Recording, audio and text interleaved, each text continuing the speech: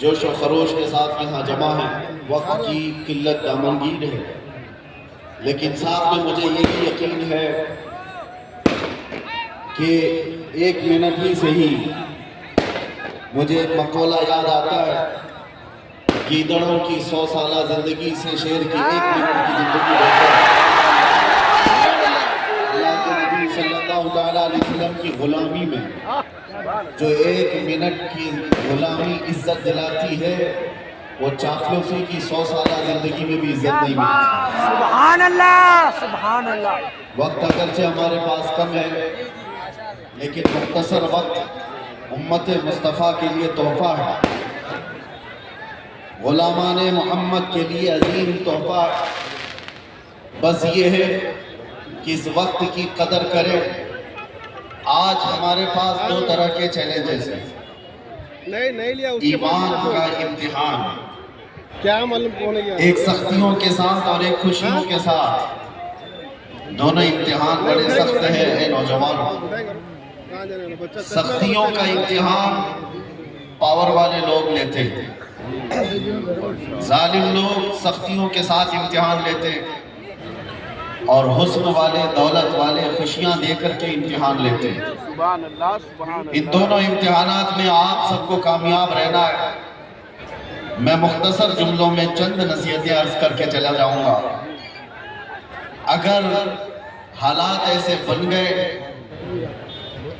ظاہر سی بات ہے یہی موسم تھا، یہی ماحول تھا۔ میں کل آپ کے سامنے تقریباً 2 سال قبل یہاں حاضر تھا، یہی میدان تھا، اور شاید یہاں کی گونج بہت دور تک پہنچ بھی گئی تھی، اور اس کے بعد پھر ہم اندر بھی چلے گئے، اس سے فرق نہیں پڑتا۔ یہ امتحانات کی منازل ہیں، اسے طے کرنا ہمارے آبا و اجداد کی سنت ہے۔ سختیوں سے اگر امتحان آئے تو فیس کرنے میں فخر بھی محسوس ہوتا ہے۔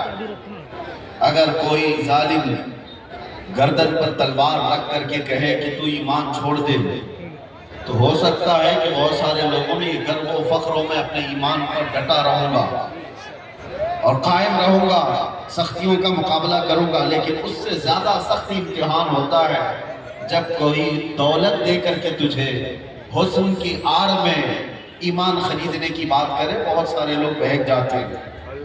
میرے عزیزوں، تلوار کا ڈر اتنا زیادہ نہیں ہوتا، یہ حسن و دولت کا ڈر زیادہ ہے۔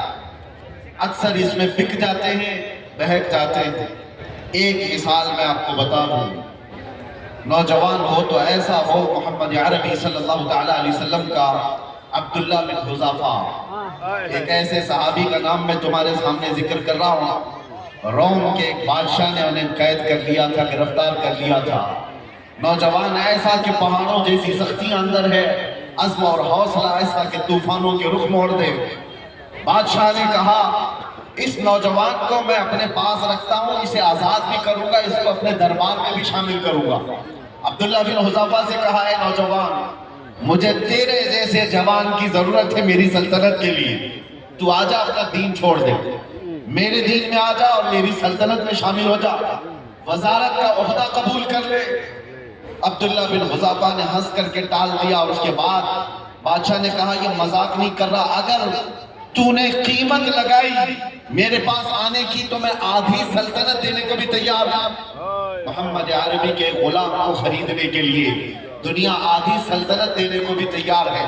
میاں وہ بیوقوف بادشاہ نہیں ہے، جانتے ہیں محمد عربی کے شعروں کی قیمت کیا ہوتی ہے۔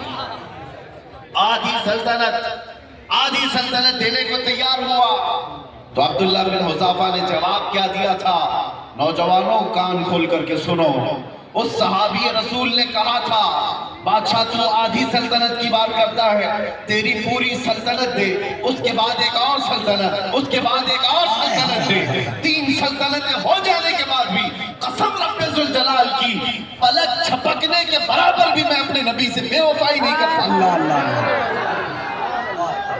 میری پوری زندگی خریدنے کی بات تو دور کی ہے، پلک چھپکنے کے برابر بھی وقت میں اپنے نبی سے غداری نہیں کر سکتا۔ دنیا نے یہ دیکھا تھا یہ عزم اور حوصلہ کہیں پایا جاتا ہے تو تاجدار مدینہ کے مدرسے میں پایا جاتا ہے۔ واہ واہ نبی کونین صلی اللہ علیہ وسلم کے قدموں سے پلے ہوئے نوجوانوں کے اندر یہ عزم ہوتا ہے، یہ حوصلہ اور یہ استقلال۔